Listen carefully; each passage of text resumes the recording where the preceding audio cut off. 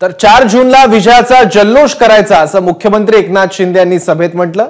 तर आपल्याला मुनगंटीवारांना दिल्लीत पाठवायचं असं आवाहन देवेंद्र फडणवीस यांनी केलंय।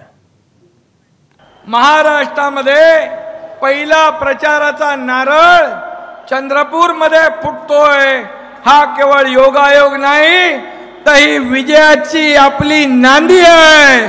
आणि म्हणून मी सुधीर भाऊंना शुभेच्छा देतो। हा खऱ्या अर्थाने आज हा जनसागर उद्याचा गुढीपाडवा आपण या ठिकाणी साजरा करतोय की काय, अशा प्रकारचा जल्लोष या ठिकाणी आपण पाहतोय।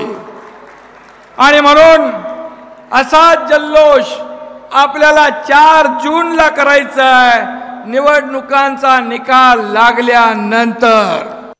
तुम्हाला एवढीच विनंती करण्याकरता आलो आहे, ज्या सुधीर भाऊंनी चंद्रपूरचं कायापालट करून दाखवला, ज्या सुधीर भाऊंनी महाराष्ट्रामध्ये एक बुलंद तोप म्हणून या ठिकाणी नाव लौकिक मिळवला, आता त्याच सुधीर भाऊंना दिल्लीमध्ये आपल्या चंद्रपूरचा आवाज बुलंद करण्याकरता 19 तारखेला पाठवा, अशोक नेत्यांना पाठवा, एवढीच विनंती करतो।